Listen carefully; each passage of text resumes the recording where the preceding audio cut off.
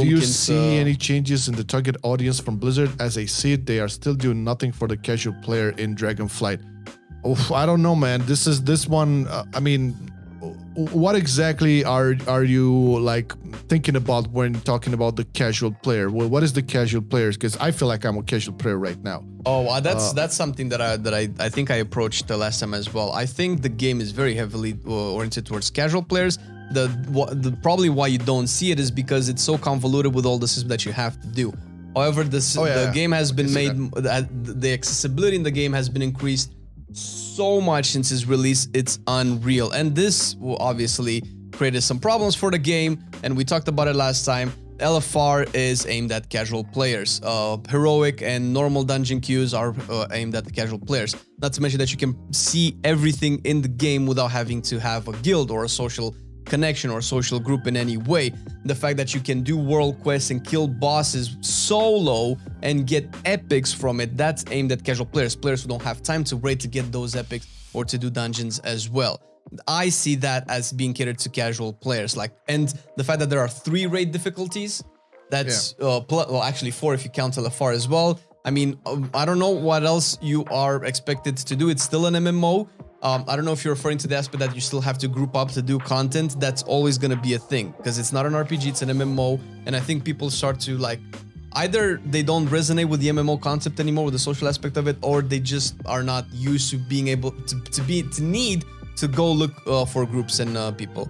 I mean, you can have an argument in terms of the casual player actually being more interested in things that have little to do with instance content or content that requires a big group. Maybe outdoor stuff, things that were professions being a little bit more developed within the outside spectrum of the game, not necessarily being directly linked to Mythic Plus or rating or whatever. I can see that, sure. I can see that how they neglected a lot of the open world stuff, and they could go back to that. Mist of Pandaria was a great example for that, but not.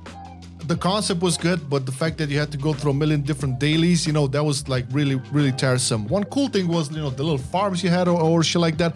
I can see that, being casual friendly content, and there's potential there to be happening in Dragonflight. Pet battles. The perception that they cater to the 1% is when you see a lot of news on class tuning and nerfing and all of that, and nerfing or tuning bosses and whatnot.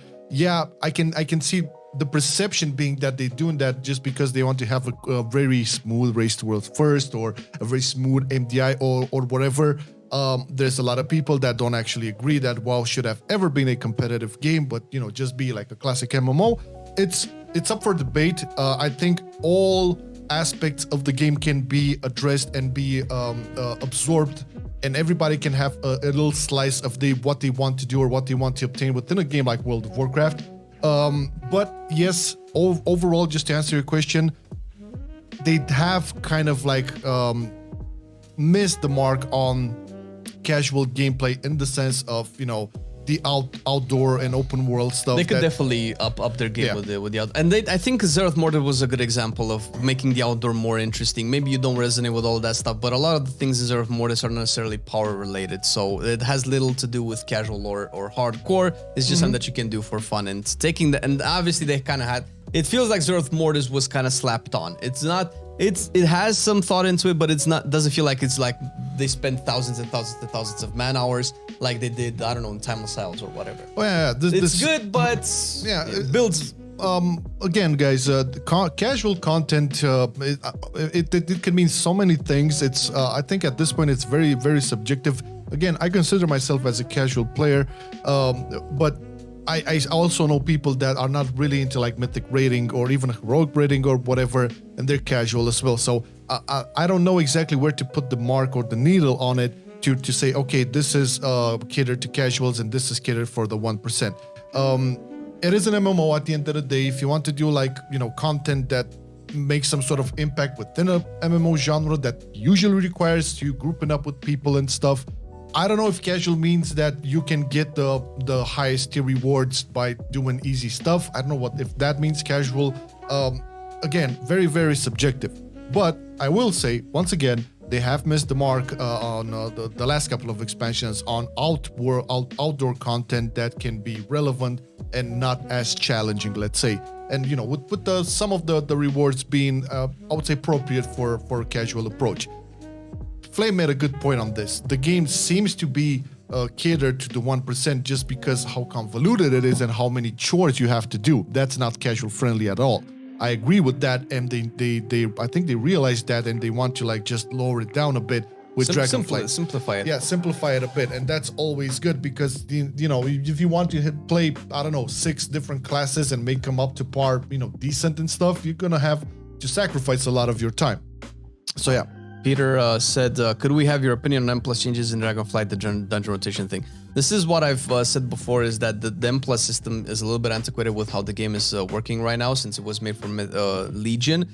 I think we talked about it last time as well. I think it's a good thing in the sense that change has to happen to a content that's a little bit bland and consistent, since Mythic Plus right now is pretty much permeated by people who just simply love the concept of replayability in that dungeon, and that's fine. But people like, let's say, the average player might not be interested in doing Halls of Otuma for the 33rd time. And having a dungeon rotation thing definitely spices things up, because every season is going to be a new set of dungeons. I don't know how this impacts their concept of adding more content, considering that they're going to be developing 4 instead of 8 dungeons. However, we don't know yet how that's going to be implemented. We don't know how the seasons are going to be.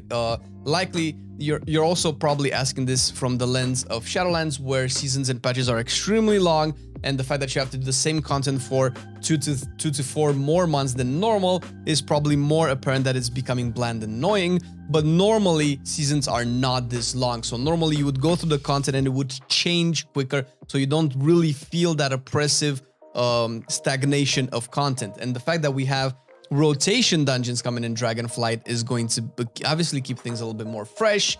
And there has to be kind of a balance between people who just want new stuff and people who's like, man, we have this big world with all this content that we're not using.